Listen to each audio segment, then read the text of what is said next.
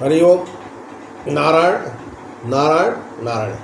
श्रीमद्भागवत महापुराण की जय। श्री वेदव्यास भगवान की जय। श्रीदेव जी महाराज की जय। श्री सूत जी महाराज की जय। त्वमादिदेव पुरुष पुराण तमस्य विश्वश्च परम निधानम वेतासि वेदं च परम च धामं त्वया ततं विश्वमनन्तरूपं वायुमग्नि वरुण शशंकः प्रजापति तं प्रविता नमो नमस्तु सहस्रकीर्त पुनश्च भूयो नमो नमस्तुते।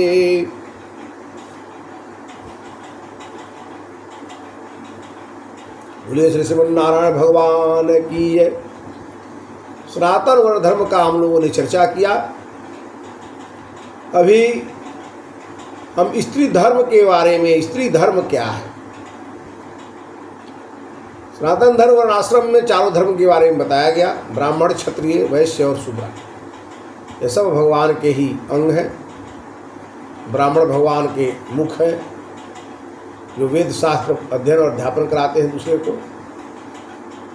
क्षत्रिय जो है उसको बाहु कहा गया, जो राजा का पालन, जो प्रजा का पालन करे राजा, वही क्षत्रिय है। गुप्त वंश भी रहा, मौर्य वंश भी रहा, कृष्ण वंश भी रहे, वृष्णि वंश भी रहे, रघुवंश में, सब क्षत्रिय। इसके बाद में वैश्य का कर्म बताया गया कि ईमानदारी से सत्य के रास्ते पर चलते हुए, धर्म का आचरण करते हुए, खेती व्यापार में से धन लाभ कमाना और उसको खर्च करना सही रास्ते पर, धर्म के रास्ते। और शूद्रा का बताया गया कि शूद्र जो है वह ब्राह्मण, क्षत्रिय और वैश्य के साथ मिलजुल करके सेवा भाव, वही शूद्र। उरु यानी वैश्य को कहा गया, और शूद्रा मतलब पदभ्याम शूद्रो अजाता भगवान विष्णु का जो पैर है वही। बिना पैर के हम कहीं नहीं चल पाएंगे। फिर सबसे श्रेष्ठ कौन है ये नहीं मानना है। समाज में शूद्र सबसे श्रेष्ठ है, सेवा भावना उसके पास वही। स्त्री धर्म क्या है, स्त्री का धर्म क्या है, स्त्री का कर्तव्य क्या है। स्त्री धर्म के अनुसार कोई स्त्री को अपने अभिभावक से अलग होकर के उसकी अनुमति के बिना किसी आश्रम पर नहीं जाना चाहिए। आजकल घर में लोग छोड़ देते हैं पुरुषों को, अकेले चले जाते हैं तीर्थाटन करने गुरु के पास, यहाँ वहाँ। ये सब सही नहीं है, यह सब धर्म विरुद्ध है।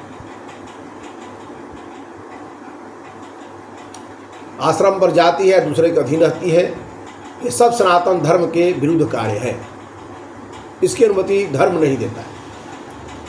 जो नारी अपने पति को हरि मान करके सेवा करती है, उसको काशी, प्रयाग आदि तीर्थों का फल घर बैठे ही मिल जाता है। पति देव कहा गया। पति की सेवा ही परम कर्तव्य है पत्नी का। हरि ओम नारायण। परंतु पति को भी चाहिए कि पत्नी के साथ अपना सरलता से पेश आए, सही व्यवहार करे। अगर कुछ पत्नी को नहीं समझ में आती है तो उसको धर्म के रास्ते पर चलने का राह दिखाएं, परंतु वो खुद धर्म के रास्ते पर चलने वाला होना चाहिए, तभी तो राह दिखाएगा। अब ये थोड़े है कि वो खुद अधर्मी है, जा रहा है, चोरी चमारी करके आ रहा है, दारू शराब पी करके आ रहा है, मांस मदिरा भक्ष करके आ रहा है, और सोचता है कि पत्नी जो है हमको हरि के समान पूजे। तो हरि भक्त तो होना पड़ेगा। फिर भी स्त्री का धर्म यह है कि वो पति कैसा भी हो, जैसा भी हो, पत्नी धर्म कहता है कि पति के आज्ञा के अनुसार अनुसरण करें। काशी, प्रयाग आदि तीर्थों पर भ्रमण करने का फल उसको घर बैठे मिल जाता है, जब पति को नारायण समझ करके पूजा करते हैं। अगर स्वयं महात्मा कोई आता है तो उसका दर्शन हेतु अवश्य जाएं। लेकिन अकारण संत महात्मा के पास में एकांत में जा करके बैठे और बात करें, ये नहीं, ये धर्म नहीं करता। लेकिन आजकल के संत महात्मा भी जो है, जिनका मन विकृत हो गया है, वैसे संत महात्माओं के पास जाने की कोई जरूरत नहीं है। मैं तो यही कहता हूँ, जो लोग, कुछ लोग जेल की भी सजा काट रहे हैं, संत महात्मा का भी काम नहीं है कि नारी जाति से जो है अकेले में बैठ करके बात करें, नहीं, ये काम नहीं है। आप भगवान की शरणागति कराने वाले हैं, आप धर्म के रास्ते पर चल करके धर्मशास्त्र की मर्यादा के अनुसार ही उनको ज्ञान देने का काम करिए। सिर्फ अकेले बैठ करके एकांत में बात करने के लिए नहीं है। यह मोक्ष प्राप्ति का साधन जो है नहीं है। पतिव्रता मरने के बाद वैकुंठ लोक को जाती है। एकांत में बैठ करके संत महात्मा के साथ बैठने से कोई मोक्ष नहीं मिल जाएगी। घर में पति का सेवा ही नहीं है, बच्चा टाइम पर खाना मांग रहा है, दे ही नहीं रहे, स्कूल जाने का लेट हो रहा है, और संत महात्मा आए तो एकदम दौड़ करके चली जा रहे हैं। जाइए, दर्शन करिए, परिवार के साथ जाइए। और इसी बात है, अगर हो सकता है बच्चा स्कूल चला गया, समय नहीं मिल रहा है, पति काम पर चला गया, नहीं समय मिल रहा है, आप जाइए, अच्छी बात है। लेकिन जो मर्यादा है, उसके सनातन धर्म की मर्यादा के अनुसार आप जाइए, कथा सुनिए, अमृत रस का पान करिए। जो प्रश्न करना है आप दूर से प्रश्न करिए, सबके सामने करिए। एकांत सेवन करना सही नहीं है। स्त्री के मुख्य 4 धर्म हैं: पति की सेवा करना, पति के अनुरूप आचरण करना, पति के भाई बंधुओं का उचित सम्मान उसको भी देना है, एवं पति के नियमों का पालन करना। ये 4 मुख्य धर्म है उसका। पति की सेवा तो खूब कर रही है, पति के बात के अनुकूल नहीं चल रही है, कहे कि नहीं आप परिवार से अलग रहिएगा तो अभी नहीं चलेगा। आप नौकरी कर रहे हैं, हमारे पास पैसा है, काहे के लिए आप बाकी खर्च करिएगा दूसरे परिवार के लोगों में? नहीं तो हम आपका बात नहीं मानेंगे, नहीं तो सब बात मानेंगे आप, लेकिन आप मेरा एक बात मानिए कि आप अलग हो जाइए परिवार से। ये स्त्री का भी धर्म नहीं।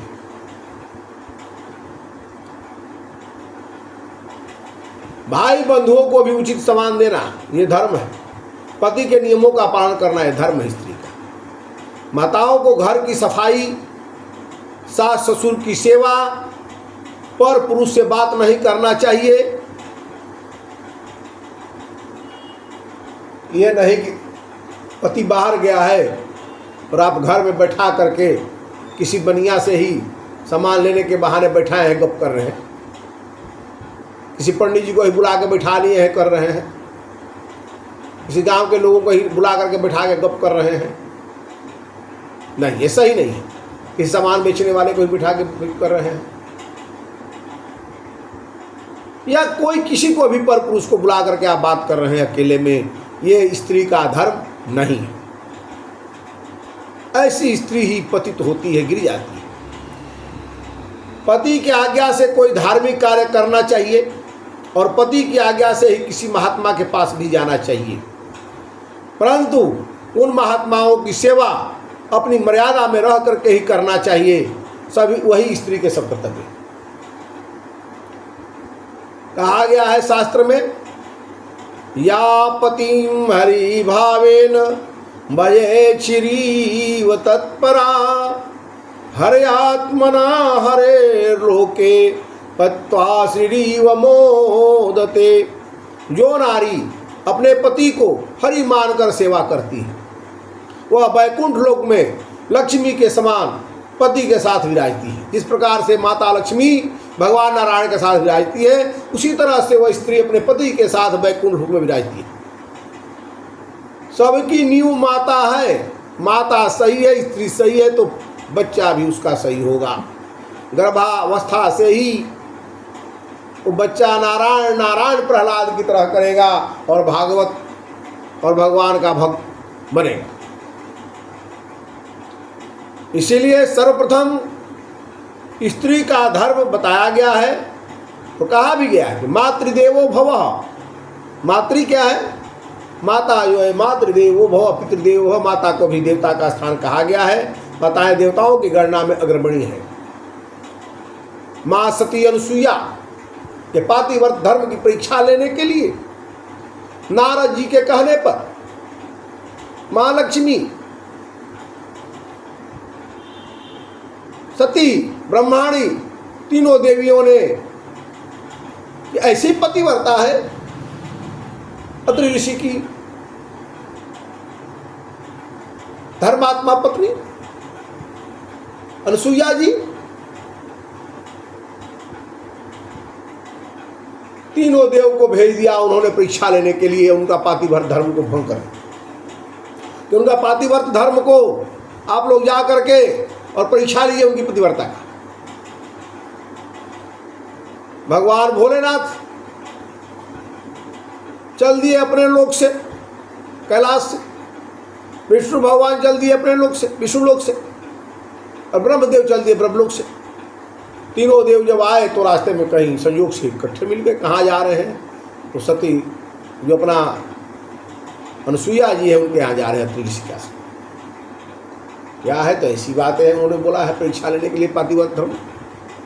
आए तीनों, अलग जगह आए वहाँ पर। उस समय अत्रि ऋषि नहीं थे वहाँ आश्रम पर। माता अनुसुईया देखा कि ये तीनों अवधूत हैं, अवधूत के रूप में तीनों देव थे। उन्होंने माता से भोजन कराने का आग्रह किया, निवेदन किया तीनों देव ने कि आप अगर हमको निवस्त्र होकर के भोजन कराएंगी तो हम लोग बहुत सुख मानेंगे। माता ने जो है अपने पति का, देखिए किसी देव का उन्होंने नहीं किया, अपने पति का जो है उन्होंने ध्यान किया और देखा कि तीनों देवता हैं हमारे द्वार पर अवधूत के रूप में आए हुए, ब्रह्मा विष्णु महेश। उन्होंने हाथ में जल लिया और अभिमंत्रित करके अपने पति का याद करके और तीनों देव पर उन्होंने छिड़क दिया। तीनों देव बाल स्वरूप में हो गए, बालक रूप में हो गए। माता ने उनको जो है भोजन कराया। अरे बालक का तो भोजन दूध ही न है, तो माता ने उनको दूध पान कराया, पालने में लिटा दिया। अब जो है वहाँ पर तीनों लोक में, तीनों विष्णु लोक में, ब्रह्म लोक में और कैलाश पर तीनों माताओं ने जो है सोचा कि क्या बात है, अभी तक आए नहीं देव हमारे। और नारद जी को वो कोसने लगे।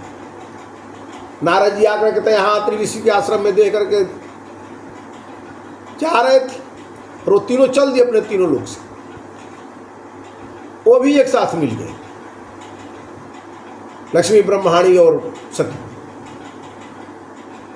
और तीनों जो है नारद जी को खोजने लगी कि नारद जी मिल जाए तो फिर उनको हम दूसरे में भी लाल पीला एकदम होकर के, नारद के कहने से हमने वहां भेज दिया। अब नारद जी जब देखा कि वो तीनों तमतमाते हुए देवियां आ रही हैं, तो नारद जी उनसे बचने के लिए रास्ता काटना चाहे, लेकिन नजर पड़ गया उनको, देवियों को। आइए आइए देवर्षि, आप ही को ढूंढ रहे थे। अब देवर्षि बोले कि नहीं, मैं तो अनुष्ठान में हूँ, मैं खास करके अभी स्त्री जाति से बात नहीं करूँगा, हमें क्षमा करें माता। तब देवियों ने कहा कि नहीं नहीं, हम आपको कुछ नहीं बोलेंगी, क्योंकि तो जा रहे थे कि हमको डांट पड़ेगी हम तीनों माताओं से, कुछ नहीं बोलेंगे हम। आप बता तो दीजिए कि हमारे पति कहाँ हैं। बताओ, आप लोग जहाँ भेजी थी वहीं पर तो हैं, आप लोग जा करके स्वयं देख लीजिए। माता अनुसुईया के आश्रम में जाइए, अत्रि ऋषि के आश्रम पर, वहाँ पर तीनों देवियाँ पहुँचती, क्या देखती कि तीनों देव जो है पालने में झूल रहे हैं, माता झूला रही है अनुसुईया। माता के पतिव्रत धर्म कि उन्होंने सराहना किया और माता के सामने रोने लगी। बल्कि उस समय किया आता है ग्रंथ में कि उन्होंने जा करके बोला कि हम आपकी बहुएं हैं। माता ने बोली कि आ जाइए बहुएं हैं। तो जब फिर अत्रि ऋषि आए तो बोले कि ये कौन है। तो पहले माता उन तीनों देवों के बारे में जब भगवान पूछे अत्रि ऋषि तो बोले कि ये आपके ही बालक हैं तीनों। और जब ये आए तीनों देवियाँ तो पूछे अत्रि ऋषि जी कि ये कौन है। तो बोले कि ये आपके बहुएं आ गई पीछे से। पहले बालक आए पीछे से बहू आ गई। बोले ये कौन सी बहू है। बच्चे हमारे अभी एक एक हाथ के नहीं हुए और बहुएं आ गई 5-5 हाथ की, इतने बड़ी बड़ी। लेकिन अत्रि ऋषि ने ध्यान किया तो देखा कि तो साक्षात तीनों देवियाँ महादेवी। फिर उन्होंने तीनों देवियों ने माता अनुसुईया से प्रार्थना की हाथ जोड़ करके, हमारे पति को लौटा दीजिए माता आप। हम लोगों ने बहुत आपके बारे में विचार उल्टा किया। आपका पातिव्रत धर्म महान है, आप बहुत श्रेष्ठ हैं माता। तब माता ने तीनों देव को जो है फिर जल को अभिमंत्रित करके उनके पर छिड़काव किया, डाला। तो तीनों देव अपने असल रूप में प्रकट हो गए। तीनों देवियाँ प्रसन्न हो गई। तो ये स्त्री का पातिव्रत धर्म का जो है ऐसा प्रभाव है कि ब्रह्मा विष्णु महेश को ही बालक बनना पड़ा। और उन्हीं से सोम दत्तात्रेय और दुर्वासा ऋषि का उन्हीं के अंश से जन्म हुआ। शंकर भगवान के उससे दुर्वासा जी का हुआ है, दत्तात्रेय जी भगवान का विष्णु का, और ब्रह्मा से विष्णु। तो इस प्रकार से कहा गया है। वेदों की पहली सीख है कि मातृदेव भव। माता जो है बच्चे को 9 महीना गर्भ में रखती है और ढोने के कारण गर्भ में माता ही श्रेष्ठ है। जब बच्चा माँ के गर्भ में आता है तो माँ को भी जो है अच्छे अच्छे भगवान के रूपों की चर्चा, नामों की चर्चा करनी चाहिए। भागवत कथा, श्री रामचरितमानस, जो भी है धार्मिक ग्रंथों को पढ़ना चाहिए, अध्ययन करना चाहिए, सुनना चाहिए। माताएं अगर दुश्चरित हो जाती हैं तो कुल का नाश करने वाला बच्चा पैदा होता है। वर्ण संकर संतान हो जाती है, नरक को देने वाली होती है। वही वर्ण संकर संतान हो जाती है और नरक में जाने का रास्ता खुल जाता है। नारी जब तत्परता से पति की सेवा करती है तो वह सीधे वैकुंठ लोक को जाती है। शास्त्र कहता है कि ब्राह्मणीय संसार में ब्राह्मण जो है वो पूजनीय है। आज के लोगों के मनोभाव से भी यह सिद्ध होता है कि कोई व्यक्ति थोड़ा सा भी पूजा आदि करता है तो अपने को ब्राह्मण ही मानने लगता है कि हम ब्राह्मण हो गए। हम ब्राह्मण ही बनना सब चाहते हैं और ब्राह्मण को ही सब नीच कहेंगे, कोई विदेशी कहेगा, कोई कुछ और भी दिखाने का कोशिश करेगा और ब्राह्मणों की ही निंदा भी करते हैं, ब्राह्मण का शिकायत भी करेंगे। और ब्राह्मण बनना भी लोग चाहते हैं। दूसरे वर्ण के लोग जो है मार करके टीका जनेऊ पहन करके, जिसको नहीं है वो भी, और जा करके बैठ जाता है और बोलता है कि मेरी पूजा सब करें। ब्राह्मण बनने की चाह सब में लगी हुई है यहाँ पर, और ब्राह्मण को ही निंदा करता है लोग। परंतु ब्राह्मण का मतलब होता क्या है वो नहीं समझता है। धर्म हमारा सनातन धर्म सिखाता है ब्राह्मण के तेज से एवं ब्राह्मण कन्या के गर्भ से जो उत्पन्न हुआ वह ब्राह्मण है। ब्राह्मण के तेज से और ब्राह्मण कन्या के जो गर्भ से उत्पन्न हुआ है वो ब्राह्मण है। उसका संस्कार भी पवित्र होना चाहिए, वही ब्राह्मण है। धर्मनिष्ठ होने से ही पूर्ण एवं शुद्ध ब्राह्मण होते हैं। आसुरी प्रवृत्ति होने से जन्मना ब्राह्मण होने पर भी वह राक्षस के समान हो जाता है। ब्राह्मण कुल में जन्म लेने के बाद भी रावण आसुरी वृत्ति के थे, इसलिए राक्षस कहलाए। और उनमें क्या कमी थी? न भूतो न भविष्यति।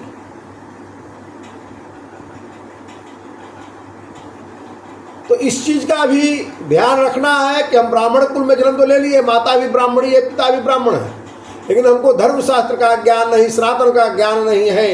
अभक्ष भक्ष भोजन कर रहे हैं, जो नहीं पीना है उसको पी रहे हैं, और धर्म के रास्ते पर चल रहे हैं, असत्य बोल रहे हैं, चोरी चुगली इसमें लगे हुए हैं।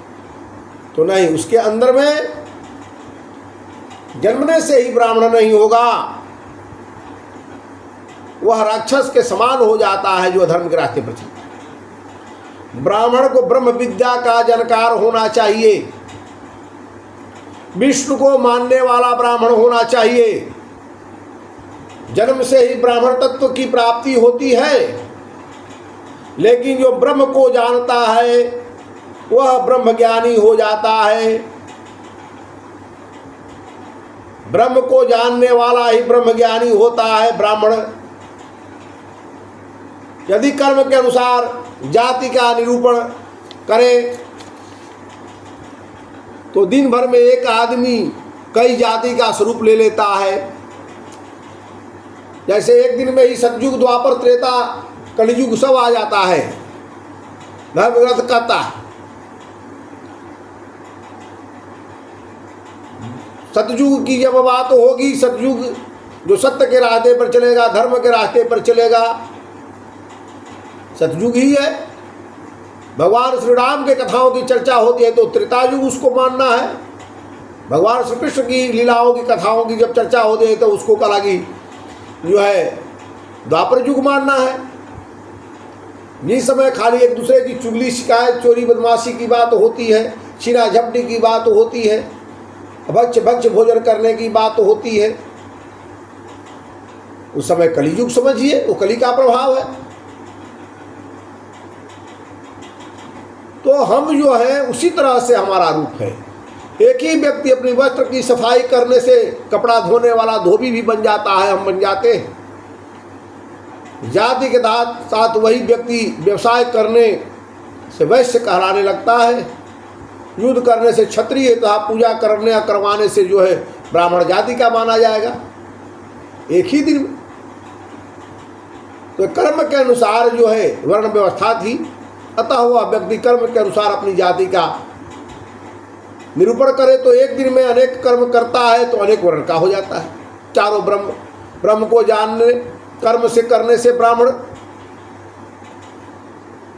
शुद्ध माता पिता ब्राह्मण द्वारा शुद्ध संस्कार होने के कारण ही ब्राह्मण है। अपवाद में सतयुग, द्वापर, त्रेता, कभी कभी कोई कर्म से भी ब्राह्मण बने हैं, ऐसा हुआ है अपवाद, कर्म से कोई ब्राह्मण बन गया, क्षत्रिय जो थे। परंतु कलयुग में यह नियम शास्त्र में नहीं है। यहाँ तो शुद्ध ब्राह्मणी के गर्भ से और ब्राह्मण के घर में पैदा हुआ तो ब्राह्मण है। जो व्यक्ति पूजा करता है या ब्रह्म को जानता है वह भी ब्राह्मण के समान पूजनीय है। जैसे श्री सूत जी महाराज, श्री विदुर जी महाराज, सबरी माता, श्री रविदास जी आदि भी ब्राह्मण के समान पूजनीय माने गए हैं, परंतु उनको ब्राह्मण नहीं कहा जाएगा। वह ब्राह्मण मनुष्य मात्र को ब्रह्मचर्य में रहना चाहिए। जात पात एवं वर्णाश्रम की मर्यादा का तात्पर्य आपसी भेद, ऊंच नीच कला झगड़ा नहीं है कि ऊंच नीच और कला झगड़ा करते रहे, ऐसा नहीं है। वर्णाश्रम की ये नहीं है मतलब व्यवस्था का। इन सबका तात्पर्य है कि हम सभी जगत में प्राणियों से प्रेम करें, यही हमारा सनातन धर्म है। अतः सभी को मिलकर के भगवान की भक्ति करनी चाहिए, चाहे वो चारों वर्ण में का व्यक्ति है, चारों को मिलकर के भगवान की भक्ति करनी चाहिए और अपने सनातन धर्म के मर्यादा के अनुसार ही कर्म करना चाहिए। यह स्त्री का धर्म बताया गया है, चारे वर्णाश्रम के बारे में बताया गया। ब्रह्मचारी का धर्म क्या है?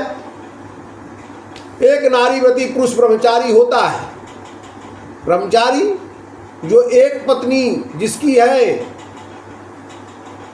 वो ब्रह्मचारी है। कहने के लिए तो एक पत्नी है विवाहिता, लेकिन और वेश्याओं के साथ इधर उधर जाता है तो ब्रह्मचारी नहीं। ब्रह्म अथवा परमात्मा में लग जाने वाला ब्रह्मचारी है। जो आजीवन भर नारी को न स्वीकार करे वह नैष्टिक ब्रह्मचारी है। जो आजीवन भर नारी को स्वीकारे न अपने जीवन में, उसको नैष्टिक ब्रह्मचारी कहते हैं। जो परमात्मा में लगा हुआ है वो भी ब्रह्मचारी है। जो एक स्त्री एक नारी का प्रति है वो भी पुरुष ब्रह्मचारी। इसी तरह नारी भी यदि आजीवन पुरुष को स्वीकार न करे तो अनैष्टिक ब्रह्मचारिणी है। बहुत सारे साध्वी हैं हमारे यहाँ, ये हमारा सनातन धर्म बताता है।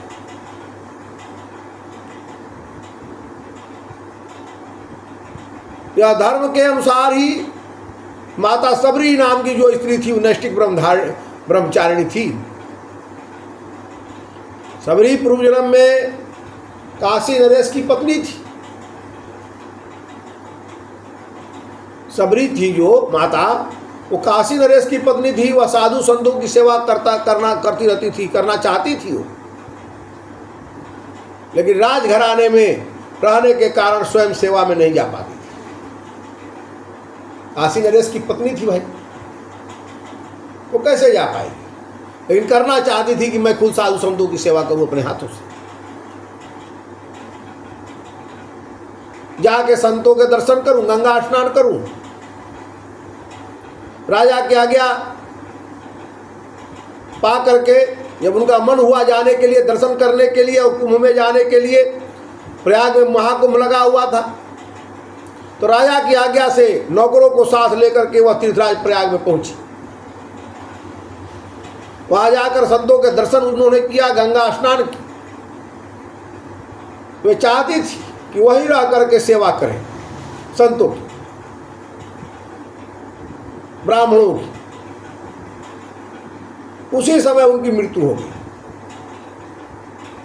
उनकी मृत्यु हो गई। उनका अगला जन्म कोल भीलो के परिवार में हुआ। उनके पिता सब्र जाति के राजा थे, इसलिए उनकी लड़की सबरी कहलाई। सबरी जब सियानी हो गई सबरी, तो पिता ने योग्य वर खोजा।